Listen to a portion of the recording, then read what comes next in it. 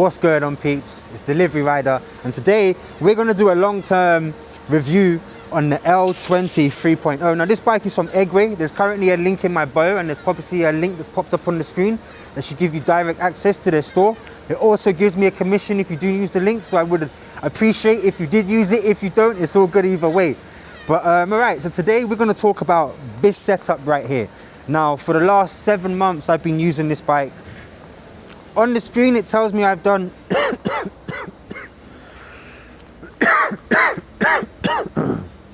excuse me.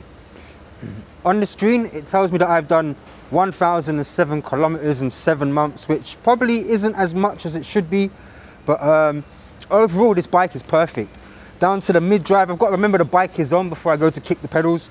It is literally a 250 watt mid-drive. This bike is road legal. It cuts off at 15.5, which means you don't go above the speed limit, or sorry, 25 kilometers per hour. Otherwise than that, you're fully locked in.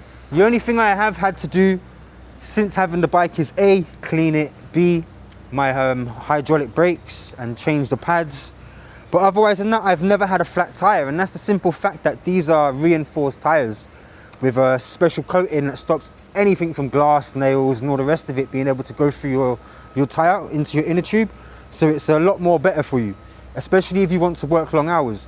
And the battery's amazing. To be quite honest, I don't think I've managed to actually drain the battery out as yet, and I've been using the bike to the fact where I would rinse it and then go and charge it. And more to the point, this bike has a fast charger, so no matter how dead your battery is, it's only going to take 2 hours to charge. Now with the rear rack that comes with the bike, it's allowed me to have access to my food bag. I can take this off if I want to because it's only zip tied on. The front rack is actually originally from the first L20, which is actually in one of my storage units at the time being. And I've been using this from this bike to the LE20 and maybe 2-3 others, to be honest with you. But I always find it to be the best option to keep my battery pack and etc. like that for my phone. So that just works out a lot easier. Now with the front shocks, I keep them locked. And the reason I do that is because I'm riding on road. Right now, I don't want to be bouncing around, because the more I bounce around, the more speed I lose, the more effort I have to put into pedaling. And now with my tires, I pump them to a certain weight, my weight and the weight of the bike in general, so that I just glide. I'm just literally gliding along. I'll pedal and then the bike will just glide for me. So in general, this is a great setup to work with, or if you just want a bike to ride around, a commute. Without the front rack and the bag on the back, it is actually a lot lighter. But yeah, this bike is awesome. It's stocked with 160mm disc brakes, front and back. Like my pedals, the only thing I've had an issue with the pedals is that the little reflector things have got damaged, and that's because of how low I tend to take corners sometimes, I think, because it scratches the ground when I'm pedaling. But otherwise from that, it's perfect. Now with this rear suspension, right, the only issue I have sometimes is that the little blue thing moves, but it's nothing really, that's going to affect the bike. But as you can see, I don't even have the weight on me to make this thing go down. And that's how solid it is. By all means, it does work because I feel it when I'm riding.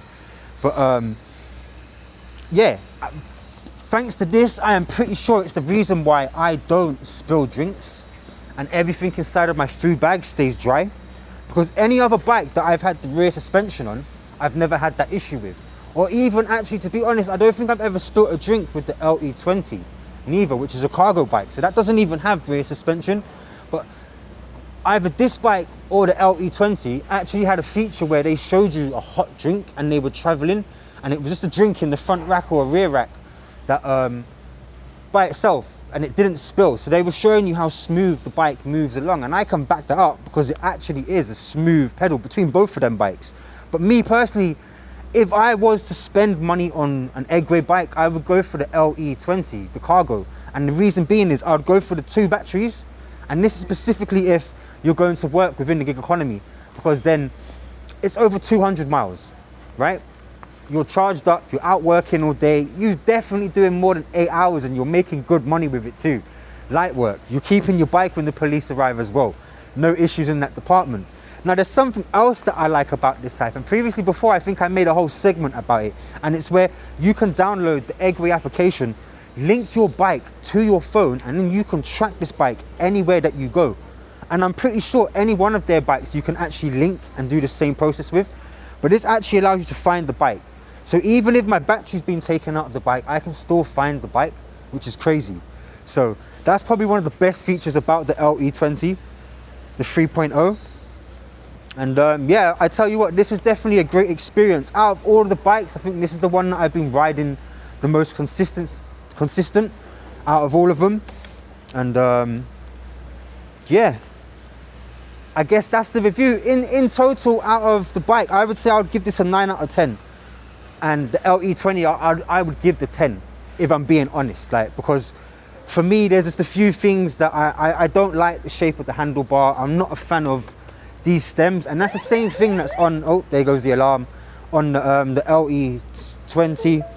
But, you know, I think that's just something you have to put up with when it comes to these big bikes. And I'm not a fan of the folding motions neither. This is something that always makes me paranoid, but I don't think I've ever used that, to be honest with you. I just leave the bike as it is. I have no reason to have to fold it. But for some people that do and want to travel, it's perfect. This bike is actually legal to be able to go on a public train if they have spaces and they allow bikes. It meets all the requirements to be able to be on the train as well, including the battery. I believe from the LE20 and everything after that, the batteries actually have a safety standard where they're legally allowed to travel because they have the correct certificate to. I'm not too sure what else I can tell you about this bike. For me, it does the job perfectly. And also, if you've made it to the end of the video, I just want to share a little bit of information with you. I am coming back to doing deliveries real soon, but it's going to be under a subscription service. Now, the reason for that is because people keep stealing my videos, re-uploading the videos, and making it harder for myself to grow. I've now got other companies messaging me saying, hey, is this your account? Why are you uploading videos here and uploading videos there? And I'm like to them, no, this isn't me. This is someone stealing the video and re-uploading it. So yeah, and it doesn't matter whether I report the video. For some reason, TikTok's AI just seems to think I'm a part of that circle, and they've put me in the same category as everyone else that's stealing the videos. So at the time being, I'm not too bothered about TikTok in that manner of speaking. I'm still going to upload and entertain the people that get to see the video, but how it grows is just a different story, and I'm never going to pay for an ad to try and push something in your face. I just don't feel like that's right neither. But on that note, I hope you guys enjoyed this video. I need to go and find a pack of Pokemon cards. I've got an addiction to fill. Peace.